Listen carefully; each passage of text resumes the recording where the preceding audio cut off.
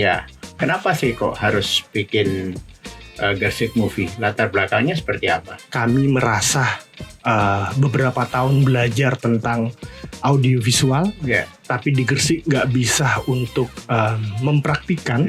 Akhirnya caranya adalah muluk-muluknya adalah membuat stasiun TV, walaupun itu hal yang mustahil saat itu kami bayangkan. Sehingga cara yang paling sederhana adalah memproduksinya dalam bentuk audiovisual, lebih spesifik lagi film.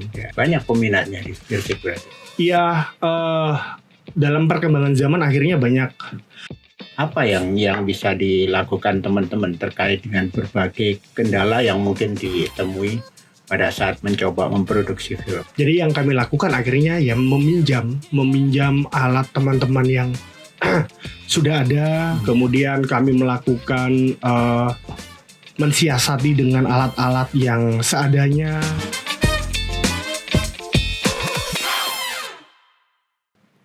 Assalamualaikum warahmatullahi wabarakatuh. Salam jumpa lagi di podcast Ngopi Dhisik, ngobrol pagi dialog Gresik, yang tentunya akan menampilkan perbincangan-perbincangan menarik dari hal-hal yang serius sampai hal-hal yang ringan. Dan hari ini kita berbincang tentang komunitas yang berkutat di bidang perfilman. Ini kayaknya komunitas ini jarang ada di Gresik, dan entah apakah ini satu-satunya atau yang kita pandang sebagai concernnya yang cukup kuat di bidang perfilman. Kita perkenalkan Gresik Movie. Dalam hal ini saya hadirkan Ketua Gresik Movie, Mas Irfan Akbar Prawiro. Assalamualaikum Mas Irfan. Waalaikumsalam. Kabar baik Mas? Alhamdulillah Pak. Lama gak ketemu. Iya. Tentu kesibukannya tetap di perfilm Mas. Ya. Kenapa sih kok harus bikin Gresik Movie? Latar belakangnya seperti apa? Ya. Kami dari salah satu kampus sebenarnya Pak, pertelevisian, tepatnya Erlangga Broadcast di Surabaya.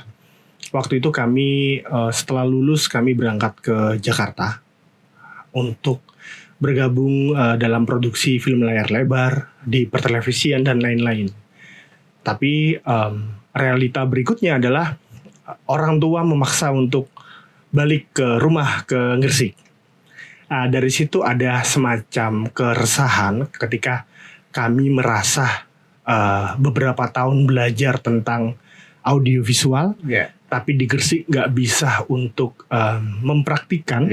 Akhirnya caranya adalah muluk-muluknya adalah membuat stasiun TV, walaupun itu hal yang mustahil saat itu kami bayangkan. Sehingga cara yang paling sederhana adalah memproduksinya dalam bentuk audiovisual, lebih spesifik lagi film. Lah, mengapa kemudian komunitas Gresik Movie itu dibentuk? Karena keresahan itu tidak terjadi pada saya seorang, tapi teman-teman yang kuliah di Erlangga Broadcast juga, dan kebetulan anak Gresik yang punya nasib nyaris sama, sehingga sekelompok orang anak muda itu kemudian bersepakat kita pakai nama Gresik Movie sebagai brand untuk memproduksi dan mengenalkan Gresik, karena Gresik belum punya stasiun TV waktu itu, kayak gitu Pak. Jadi anggotanya mesti punya latar belakang pendidikan sinema begitu? Waktu itu iya. Ada berapa orang waktu itu? Pertama kali mendirikan sekitar 9 orang. 9 orang. Kalau sekarang? Kalau sekarang ini kalau yang aktif mungkin sekitar 5 orang. Aktif sehari-hari. Tapi ketika memproduksi bisa sampai ke 30 sampai 35 kayak gitu Pak. Banyak peminatnya di Gresik berarti? Iya, dalam perkembangan zaman akhirnya banyak, karena beberapa dari kami kan juga akhirnya mengajar di sekolah untuk mengupayakan siswa-siswi untuk membuat ekstrakurikuler film. Kemudian ada dari beberapa mereka yang kemudian memilih untuk berkuliah di film. Mereka ini biasanya akan kembali pulang ke Gresik saat kami bilang bahwa Gresik Movie akan bikin film gitu lah. Mereka akan menyempatkan waktu dengan apa yang mereka temui di Jogja, di Bandung, di Malang, di Surabaya, kemudian mereka turut memproduksi kayak gitu, Pak. Ya, bikin film bukan persoalan mudah. Betul. Tentu banyak yang terlibat di sana, baik secara personal maupun perangkat. Betul. Apa yang bisa dilakukan teman-teman terkait dengan berbagai kendala yang mungkin ditemui pada saat mencoba memproduksi film? Iya, kalau 3 tahun pertama, ketakutan kami itu justru bagaimana kami menjadi orang yang sia-sia daripada ketakutan terhadap kami nggak punya alat. Jadi yang kami lakukan akhirnya ya meminjam alat teman-teman yang sudah ada, kemudian kami melakukan mensiasati dengan alat-alat yang seadanya, bikin film yang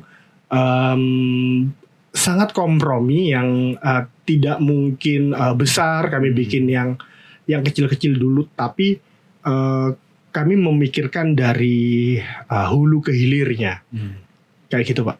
Ya, hal yang paling penting dilihat penonton itu dimulai dari ide.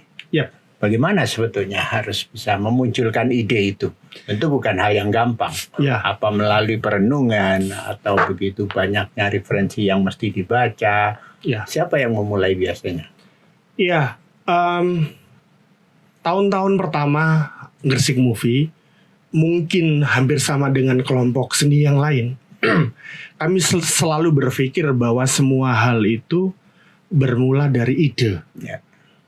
Dan pada akhirnya kami di Gresik Movie, kami nggak tahu di tempat yang lain, kami menganggap bahwa ide ini seperti mobil mewah, Pak, yang tidak harus kami milikin, kami bisa pinjam. Ada hal yang barangkali jarang sekali dibahas di luar ide atau sebelum ide adalah statement. Yeah. Jadi sebenarnya kami biasanya aktivitas sehari-hari, ketika kita misalnya ingin membuat film tentang sosial atau tentang kebudayaan, statement kami biasanya harus jelas dulu. Sebenarnya kami atau kita ingin bikin apa. Setelah itu baru kami membicarakan soal ide. Seperti itu, Pak. Ya. Jadi ini pure warga Gresik yang menginisiasi untuk membentuk kelompok ini. Betul. Ya. Sampai sekarang anggotanya semuanya warga Gresik. Nah, kalau anggota dan yang terlibat akhirnya nggak hanya orang Gresik. Ya. Itu yang bikin kami apa, Pak ya? Entah bangga, entah terharu. Ada teman-teman dari Lamongan, dari Sidoarjo, dari Surabaya yang mereka tidak keberatan ketika mengenakan kaos Gresik Movie atau mengatasnamakan bahwa ini adalah komunitas saya, komunitas Gresik Movie, walaupun dia bukan anak Gresik. Ya. Gitu, Pak. Ya. Oke.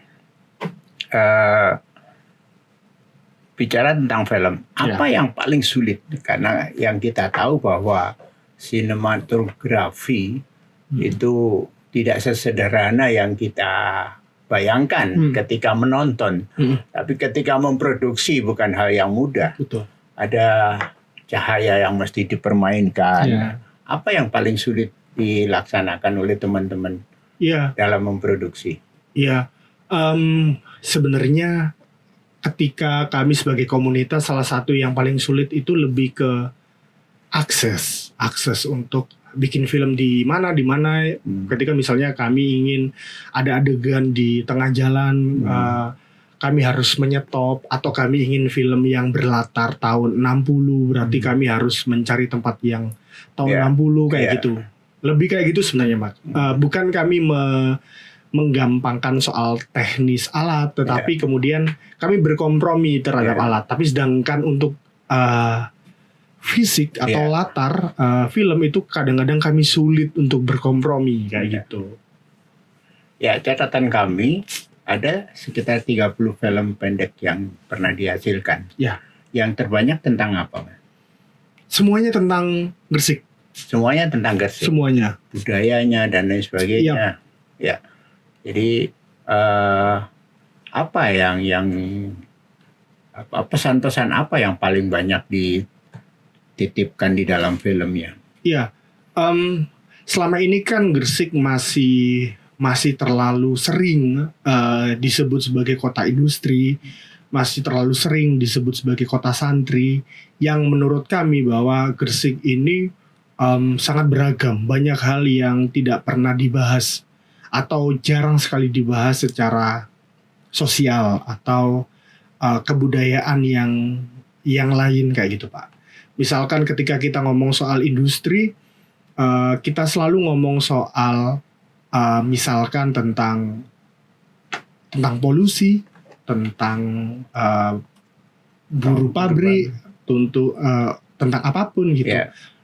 Lah, kalau kami misalkan hal yang paling sederhana adalah bagaimana anak-anak kecil kehilangan lahan bermain, bagaimana anak-anak kecil sulit melihat bintang karena langit di Gresik menjadi mendung kayak gitu-gitu Pak.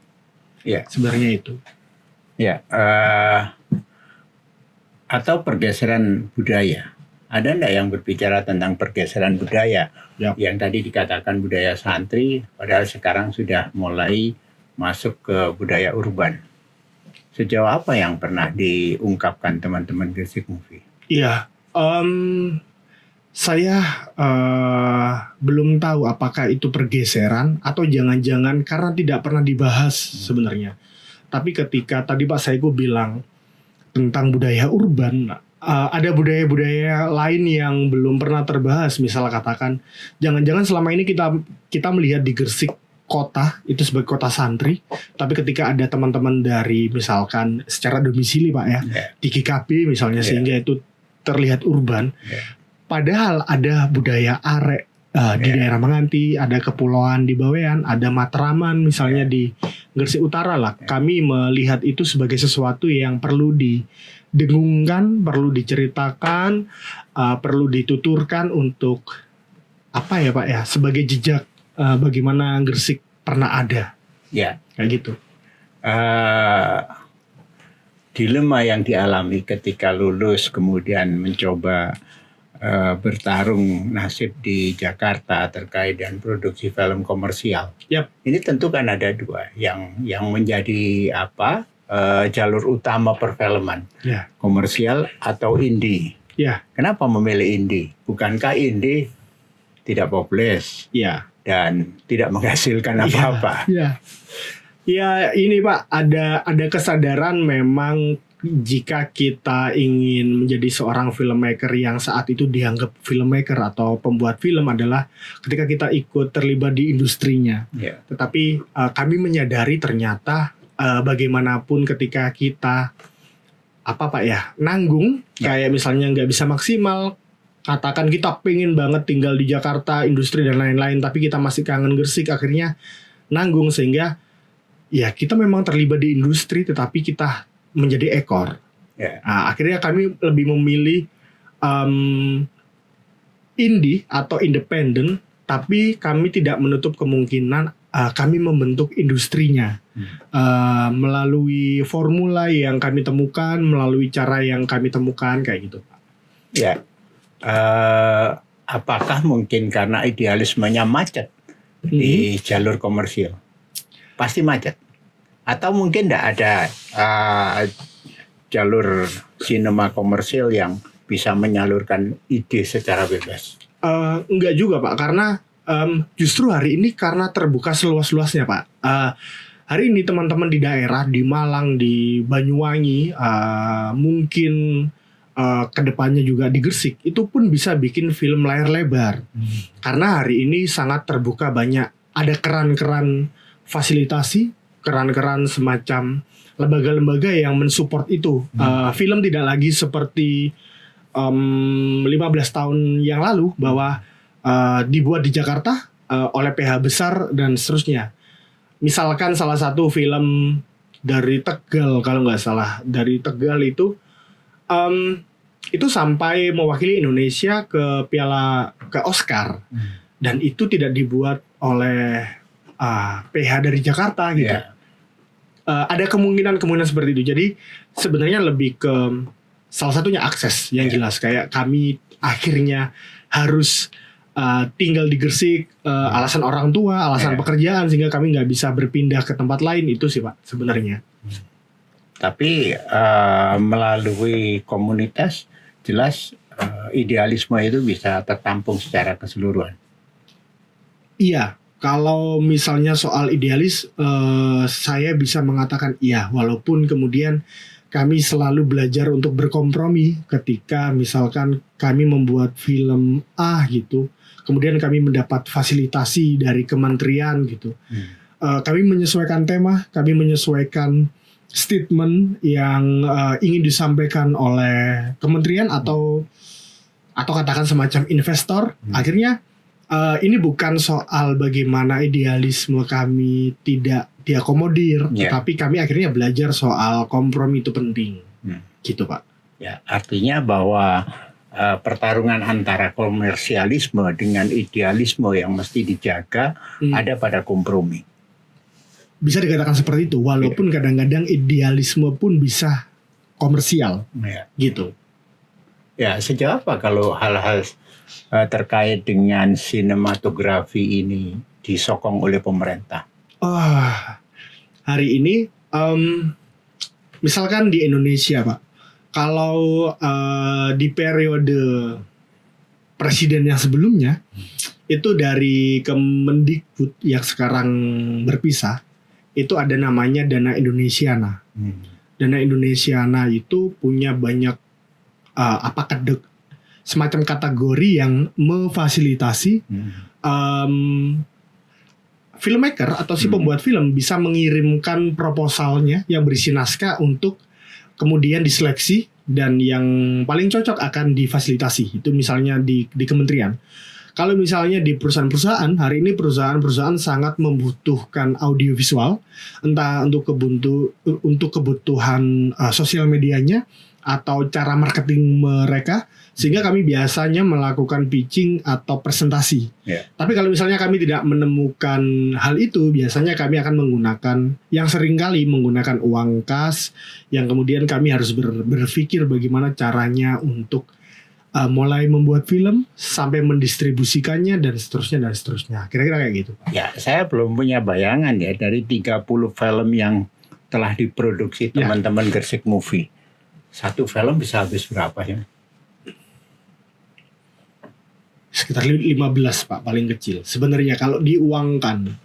Kalau diuangkan sekitar 15. Itu artinya teman-teman tidak ada yang digaji. Tidak ada yang digaji. Tidak ada yang digaji. Pure biaya. Pure biaya operasional. Tidak ada yang digaji. Nah, kalau misalnya ada kesempatan-kesempatan yang dibuka oleh kementerian.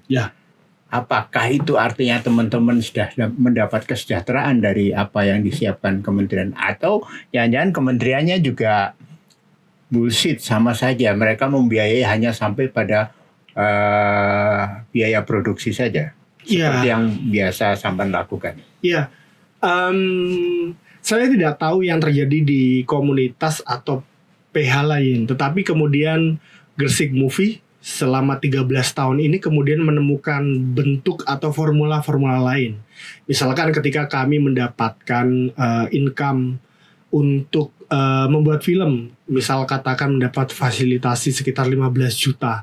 Ketika kami tidak bisa menggaji, biasanya kami akan membentuk pola yang lain. Misalkan dana ini untuk full operasional, tetapi kemudian kami akan menutupi, mungkin masih belum bisa menggaji secara ideal, tetapi kami akan menutupi dengan kami menjual kaos, menjual tote merchandise, kemudian kami tayangkan, distribusikan di OTT dan seterusnya gitu Pak.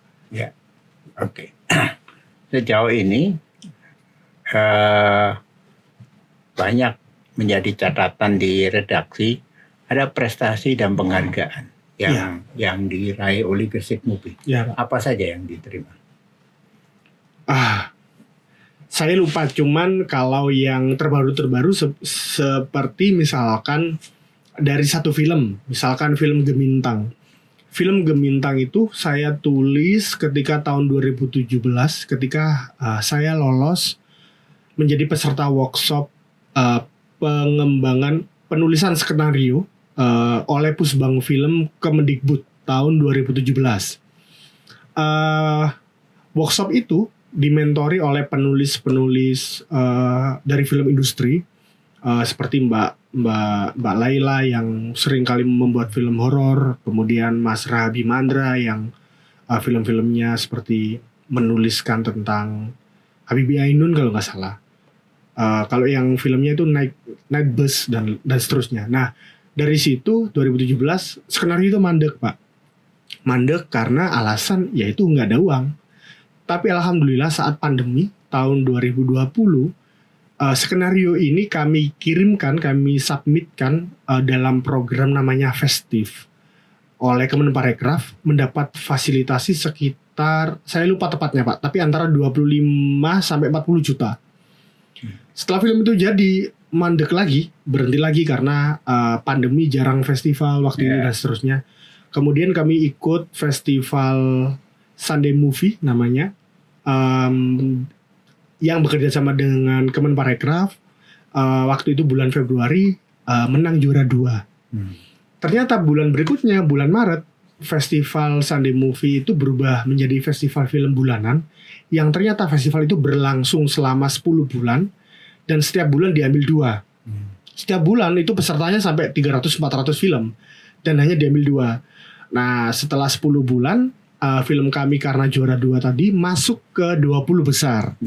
Setelah 20 besar, film kami kemudian dikompetisikan lagi dan mendapat ide cerita terbaik prestasinya. Lalu untuk rewardnya salah satunya adalah kami, kebetulan saya kemudian sebagai penulis dan sutradaranya diberangkatkan ke Cannes, ke Perancis untuk mengikuti market industrinya, gitu Pak. Ya, di Perancis ngapain Mas? Ya, jadi festival Cannes atau Cannes Film Festival itu salah satu festival film salah satu film festival yang terbesar di dunia. Ada beberapa. Dan di festival itu tidak hanya untuk memutarkan film, Pak. Di sana semacam ada kayak apa Pak ya? Bahasa paling gampang adalah kayak bazar. Tapi internasional. Yang di sana mereka marketnya itu biasanya ada filmmaker yang ke stand A, dia akan presentasi, ada film, semacam bursa kayak gitulah. Yang kami lakukan adalah mempromosikan film kami dan dan mencari jejaring untuk film kami yang selanjutnya kayak gitu. Kami bertemu dengan orang-orang dari Iran, dari Eropa, yang dari Asia, ada Thailand dan seterusnya. Kami menjalin itu untuk mencari kemungkinan bekerja sama, entah untuk mendistribusikan film atau untuk perencanaan film yang berikutnya, gitu Pak. Ya, tapi di sebuah film ya, tentu kita nyaman ketika menggunakan bahasa kita. Ya. Dan kalau misalnya memungkinkan tidak kalau film itu katakanlah produksi satu negara bisa sangat disukai di negara yang lain? Iya, justru hari ini kita misalnya melihat fenomena drakor, Pak. Bahasa Korea yang kemudian sangat disukai oleh teman-teman di Indonesia. Sebenarnya secara teknis kan mungkin hanya ngomong subtitle, tinggal dikasih subtitle Inggris atau Indonesia. Begitupun kami, film Gersik yang kemudian berbahasa Jawa, bahasa Gersik, kami kasih subtitle Indonesia, kemudian subtitle Inggris. Nah, pertanyaan kemudian untuk menyempurnakan adalah ternyata mereka itu kalau seorang sutradara dari Jogja pernah bilang kalau ingin melihat sebuah kota, lihat film pendeknya. Dan film pendek karena dikerjakan secara akar rumput sehingga dia tidak dibuat-buat, dia jujur. Dan itu digunakan untuk filmmaker bagaimana membaca sebuah negara menjadi referensi, terlepas film itu bagus atau buruk, tetapi itu sangat menambah wawasan bagaimana kami bisa melihat misalkan negara Perancis melalui film pendeknya dan film-film yang tidak terdistribusi secara komersil di bioskop, tapi film-film art house gitu. Kami akhirnya melihat bagaimana ada kehidupan Prancis yang lain yang jarang sekali diketahui oleh orang. Itu yang kemudian fenomena itu yang semakin hari semakin kesini semakin lebih punya tempat, Pak. Kayak gitu. Jadi justru kami menemukan semacam semesta lain, bagaimana seperti sepak bola dan futsal yang kalau itu kan dibedakan lah. Tapi di festival-festival itu bisa terhubung, bagaimana film pendek dan film panjang tidak hanya ngomong soal industri, film dokumenter dan film fiksi tidak sekedar ngomong soal genre, tetapi ini ngomong soal semesta yang sama dengan porsinya masing-masing gitu, Pak. Gitu. Kalau di film Cannes misalnya, di festival film Cannes, ada tempat nggak buat film-film indie begitu, secara khusus bagi mereka? Sangat, Pak. Sangat. Artinya sudah ada kesetaraan antara film komersial dengan indie. Kalau ngomong soal kesetaraan, ukurannya beda-beda. Jadi kalau waktu kami ke Cannes, obrolan orang-orang itu seperti ini. Ada yang bilang kayak gini, tapi mungkin nggak sepenuhnya betul. Jadi filmmaker atau pembuat film dunia untuk memvalidasi bahwa filmnya bisa premier di Cannes, mereka akan memilih filmnya akan dikirim ke Cannes Film Festival.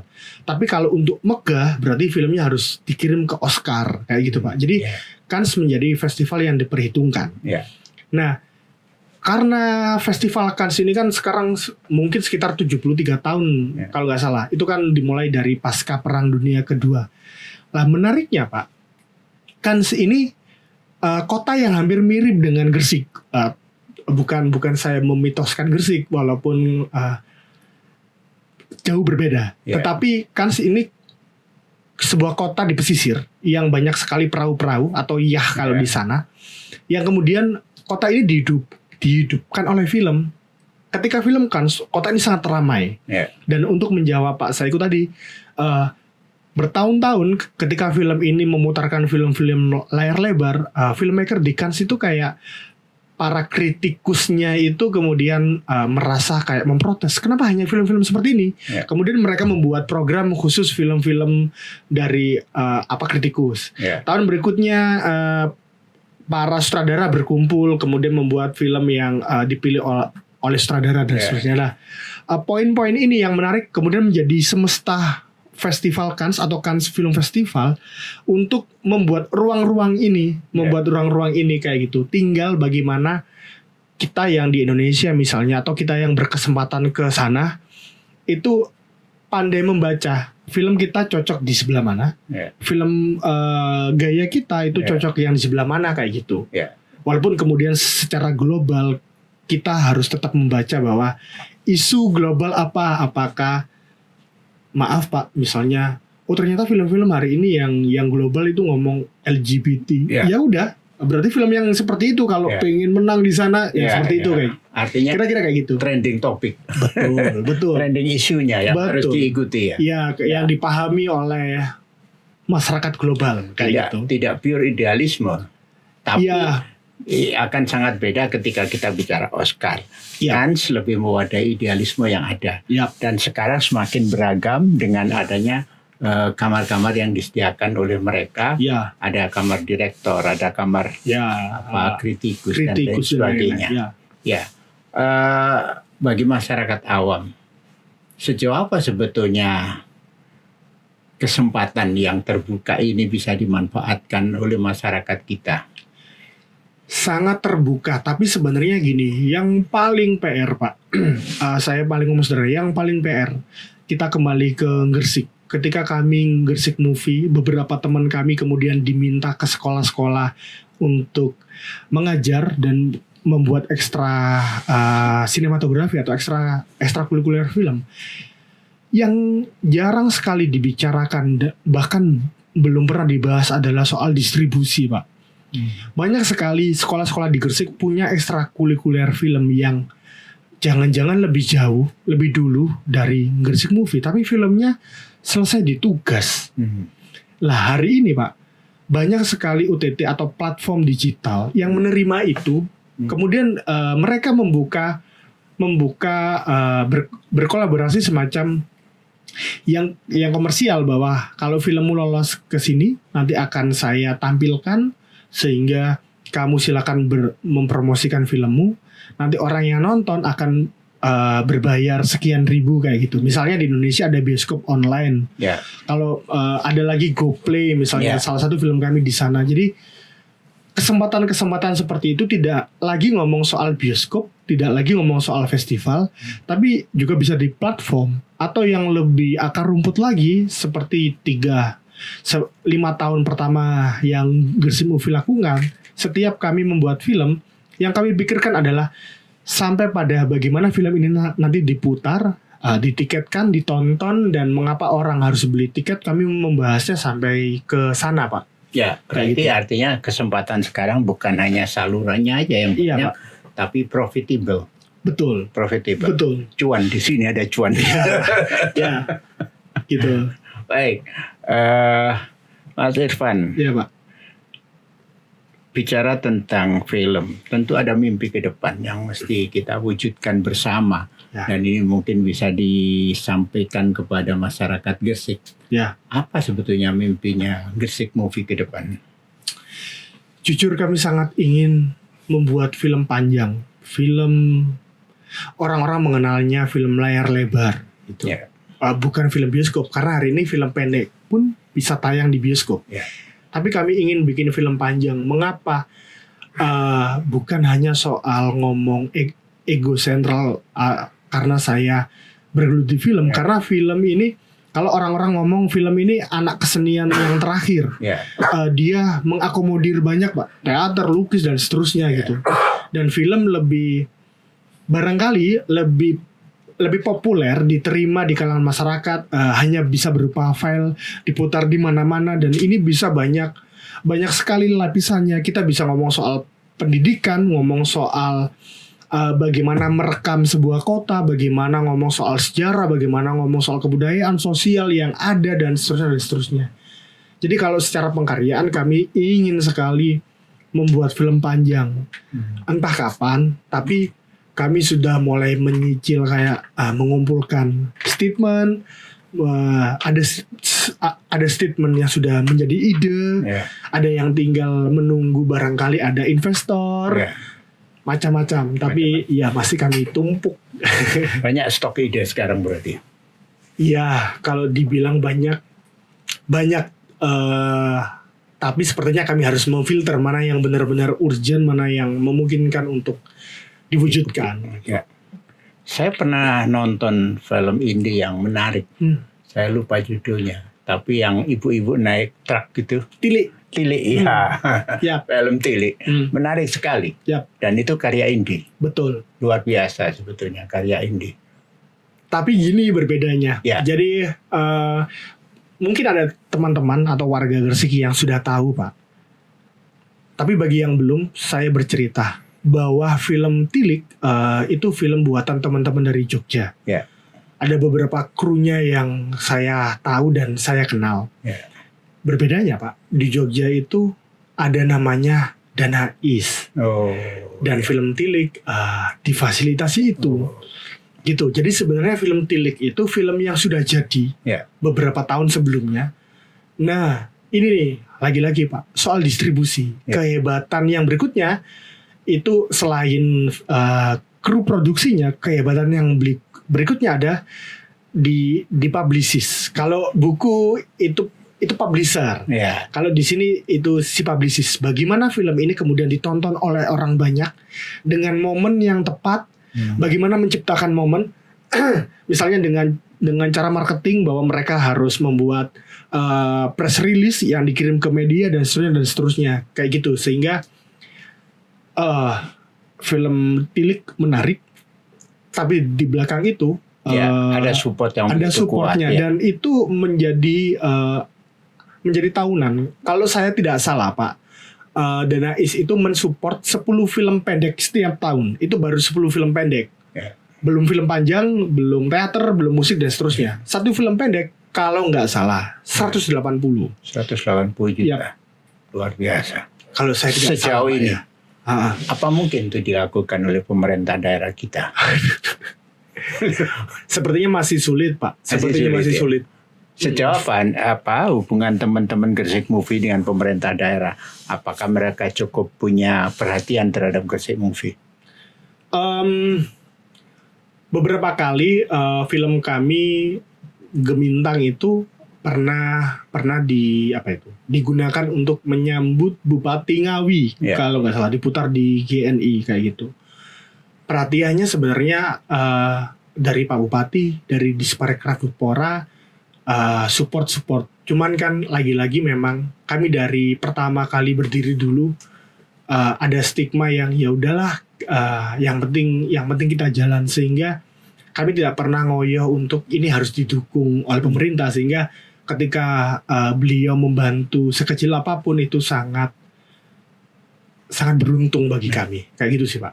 Nah, apa tidak mungkin Anda bayangkan bahwa semestinya Kominfo bisa menjadi publisis untuk teman-teman pegiat film? Sangat memungkinkan, karena di pusat film ini kan menjadi salah satu produk yang bisa nyantol, bahasa Inggris ya, nyantol di beberapa kementerian. Zaman yang lalu, di periode yang lalu, film itu masuk di Kemendikbud dan di Kemenparekraf. Karena film juga produk ekraf, juga produk kebudayaan, di informatika dan seterusnya lah. Apalagi film ini berbentuk digital, sehingga ngomong soal misalnya masuk di Kominfo atau di dinas yang lain sangat memungkinkan kayak gitu, Pak. Gitu sih, Pak. Cuman dari kondisi ini, saya belum tahu apakah film masih belum dipotret di Gresik ya, Pak ya, atau di Jawa Timur atau dimanapun, film masih belum dilihat sebagai aset, atau belum dilihat sebagai sesuatu yang penting, seperti itu. Oke. Terhadap pemerintah, apa yang mesti kita pesankan supaya mereka punya support cukup kuat sehingga perfilman di Gresik menjadi marak dan ini menjadi etalase kota? Ya seperti kalimat Pak Seko yang terakhir. Sebenarnya kami bukan sombong. Kami tidak menuntut untuk memberi biaya, karena justru itu yang kami khawatirkan itu akan membentuk mentalitas kami yang akhirnya kami soal uang soal keracunan. Tapi ada yang lebih panjang sebenarnya, yaitu etalase tadi, Pak. Di Gresik sepertinya yang sangat kami butuhkan adalah etalase. Jadi kita belum punya, atau etalase kita buram sekarang?